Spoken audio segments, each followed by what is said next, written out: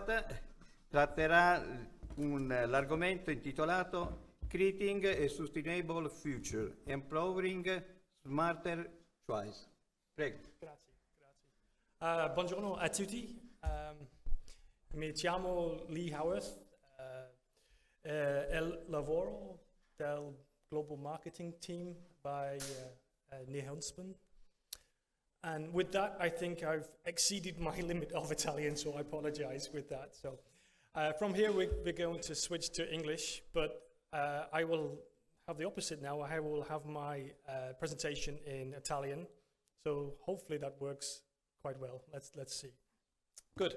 So today, I would like to talk to you a little bit about choices, and choices that we make not only within our professional capacity, but also as a consumer, and the choices we make in terms of the impact that they have, not only on the environment, but way beyond that. The textile industry, as we heard earlier, is a very large industry, one of the world's largest industry, and I think one of the figures we saw earlier was somewhere like 300 million people are associated to textiles globally. And of course, sustainability is a very important topic for us, and more than just a concept or an idea or a story. I feel strongly it's an opportunity. It's an opportunity for the industry collectively to make a change, make an impact, and a big impact, not only on the environment, but also from an economic perspective and a social perspective. So with that, I would like to spend a little bit of time setting the scene. I think we're all familiar with some of the challenges that we are facing, but I would like to show some of those challenges graphically in terms of what that means, and hopefully some ideas that we present to start to mitigate those challenges. So here we have a slide really giving a feel from a global perspective, and this is not necessarily related only to textiles, but certainly from a humanitarian perspective in terms of some of the challenges that we are facing. And really, over the next few decades, we see challenges centered around three big areas. Firstly, the growth of the population, the climate changes that we are seeing, and the rise of middle class, the rise of wealth having an impact. And this is having an impact on the society and ecology. So for example, over the next 20, 30 years, the predictions are that we will reach almost 10 billion people on the planet. And the vast majority of those people will be living in urbanized areas, in cities. We see the impact for that, of course, is going to be a strain on our natural resources.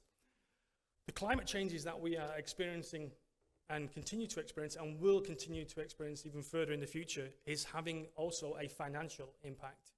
And as we see here, there's significant exposure there just in the US alone on recent climate changes and the impact of people being displaced. And another important area, not least because of the population growth, but the capability of the population, or the future population, to spend spending power, and particularly on food consumption. And the projections are that the calorie intake, the average human calorie intake, will increase over the next 20 to 30 years by 12%. So that means more food, more people. We need to find some serious solutions. So in terms of the impact on sustainability, 50% of those people living in those urbanized areas are going to effectively be living in water-stressed regions, water shortage areas. There's going to be an impact on energy consumption, of course, and we have to question how do we provide that energy while still reconciling the need for renewable sourced options and the move away from traditional fossil-based power sources. Displacement of people will continue to rise, and only last week we saw in Japan the biggest typhoon in living history displaced 6 million people temporarily, but 6 million people were displaced just because of that one particular event. So this is continuing to happen as we speak. So of course we're going to have to find more ways to feed the planet, to feed the growing population. So how do we do that? Well, we need more land. Surely that's not possible, clearly. So we need to be more efficient at how we farm, how we increase the yields of those crops to produce more food. But at the same time, and the final point is really important, is the rising global temperatures. And the science has demonstrated that the rising global temperatures is having a direct impact on yield of crops. So we're seeing a reduction because of the rising temperature. So on the one hand, we have to produce more, but we have less capability to do so. So these are big challenges. So we have to look at how we manage the existing supply base right now to mitigate those challenges.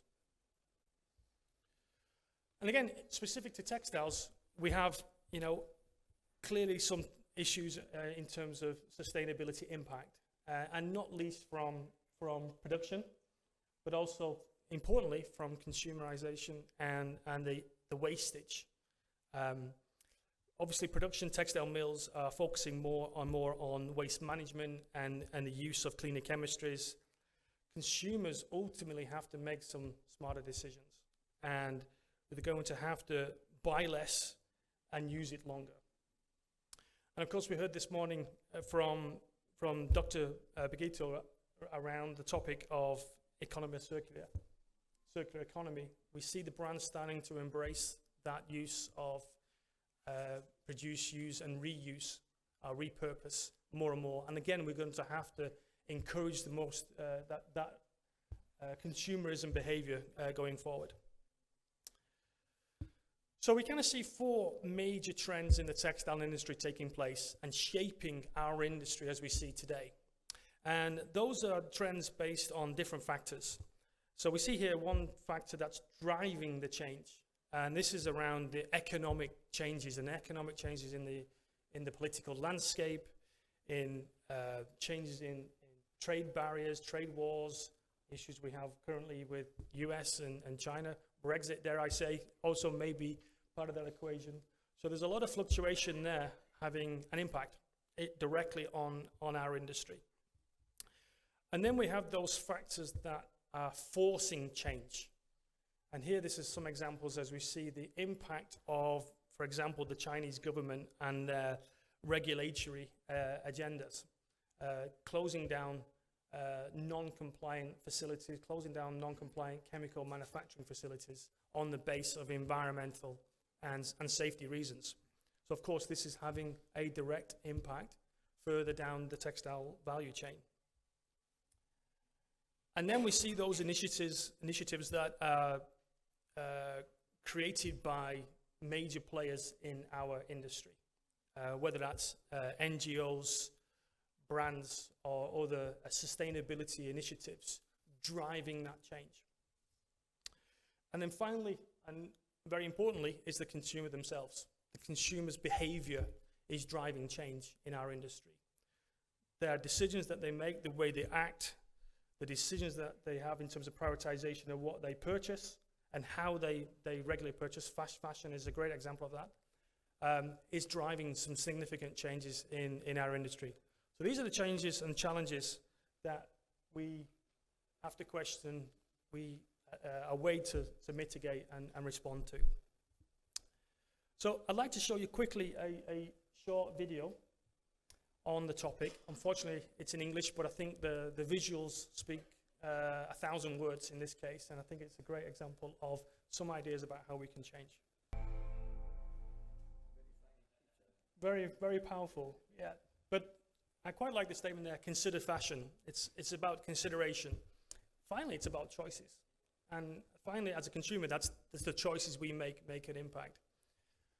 So on the other hand, we need to look at it from a professional perspective as well, from our industry. What choices can we make within our industry that have an impact? And we at Huntsman have been really considering this, really, how can we help the industry or empower the industry to make choices that reduce the impact? So I'd like to take this chance to introduce to you a new platform that we've developed called Fingerprint 360. And this is Huntsman's approach to providing a vehicle to aid with that decision-making process. So let me explain a little bit more in the next few slides what that's all about. So I think firstly we want to state, Huntsman as an organization, many, many decades we've been engaged in our history in supporting impact. We care for and consider the environment in everything we do. And if you like, that's embedded within our DNA as a business. And it's kind of underpinned also in terms of our innovation. Our innovation historically has been focused around delivering solutions that aid the industry to reduce impact, not only today, but also in the future. So with Fingerprint, this represents our commitment to a sustainable future and helping provide a more holistic view of the impact of our products, not least from a chemical management perspective, but in a much broader sense. So here we look at the impact, not least from the environment, ecological impact, but also from the economical impact, the impact on society, and the compliance to the regulations and future regulations. So a much broader approach to impact measurements. So what we've done, we've developed the system based around what we call four cornerstones: ecology, governance, economy, and society. And we may question, why have we chosen those important cornerstones to focus on? So maybe take a step back to explain the reason for that. So I think most people are start to become familiar with this information on this slide here. The UNGC, the United Nations Global Compact, was set up in 2010 to formalize approach across all industries to look at ways of applying goals, set a clear set of goals, universal principles on human right, on the environment, on society, to drive change. And this is what we now know as the SDGs, the 17 Sustainability Development Goals. So Huntsman as an organization have been part of the United Nations Global Compact since 2012. And part of our responsibility for that, particularly in environmental requirements, is stated here. There are three core elements to what we are mandated to do as an organization. First, the business should support a precautionary approach to the environment. So everything we do needs to be with the environment in mind. Secondly, we need to undertake initiatives to support a more sustainable future and tackle the environmental challenges. And then thirdly is to encourage the diffusion and the use of sustainable technologies. So I think we strongly believe Fingerprint fits very well within the core principles of the United Nations. But not only that, if we go back to the four macro trends we talked about, the four key drivers that are changing our industry, it's important to see how relevant that is, particularly within textiles. And what we do is align all our efforts on research and development, marketing, our commercial presence around those four cornerstones, aligned to those four metrics. So all our decisions are based on those industry trends. So we bring all that together. We got a very compelling story for why Fingerprint is valid and why we are taking this approach to measure the impact of our products. So let's look a little bit closely at each one of those cornerstones and what that means. So firstly, ecology. So here we're looking at measurements based around looking at resource consumption, whether that's in the manufacture of the product itself at one of our facilities, or whether it's by use by the mills themselves. What is the impact on resources during the usage phase? We also look at the environmental hazard and the biodegradability of that technology.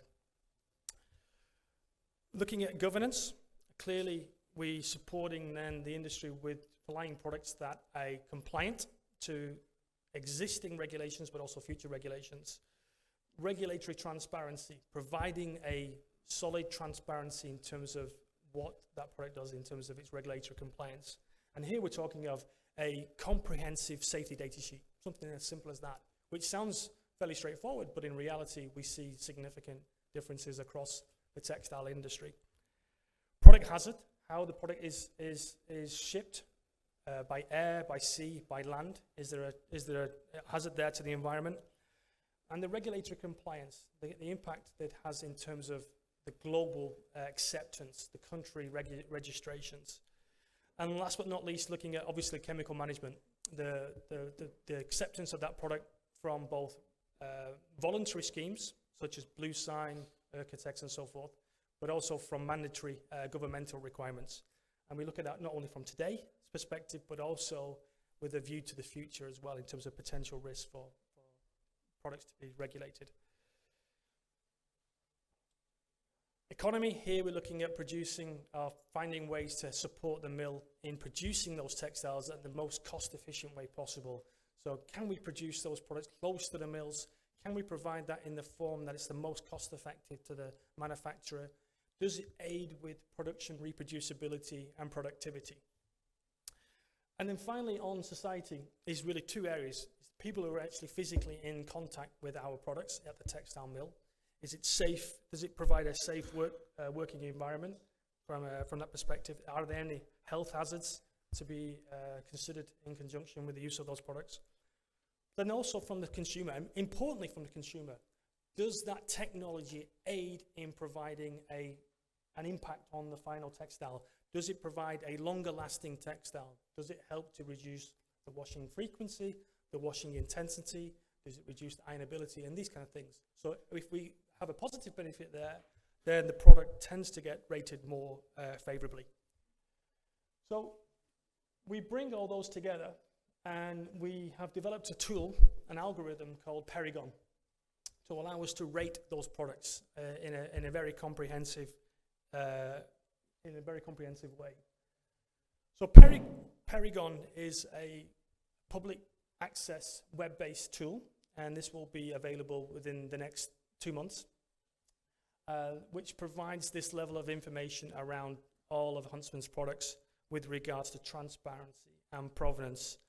And that certainly should aid in a decision-making process to drive sustainability efforts.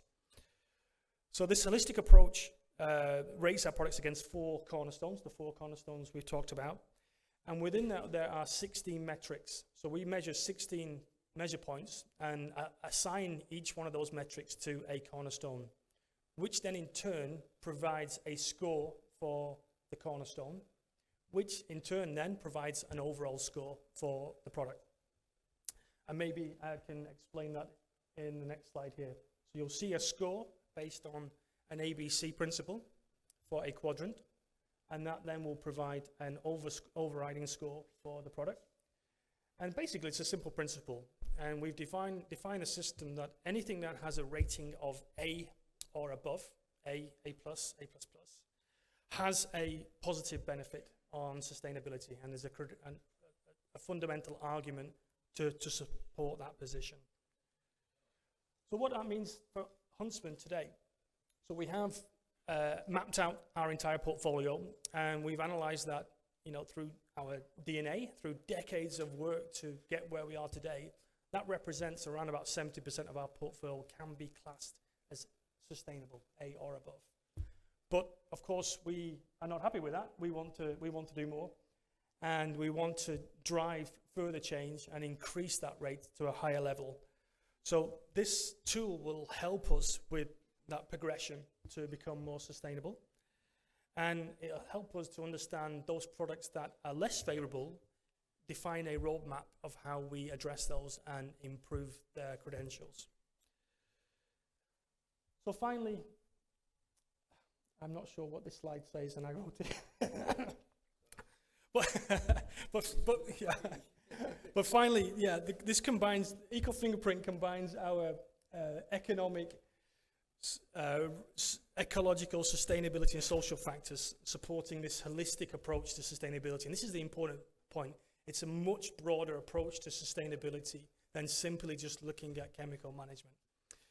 And I think ultimately we believe this provides a degree of a significant degree of transparency that's not been available conventionally or historically to the industry to aid those decision-making processes. So I think this phrase from this famous gentleman makes a lot of sense. You know, it's up to us to make the change, and we believe strongly that it's our obligation to do so to see a better future. So we'd like you to join us on our journey. Collectively, we believe we can make a big impact, and importantly, it's what we leave behind that really matters. So, grazie mille.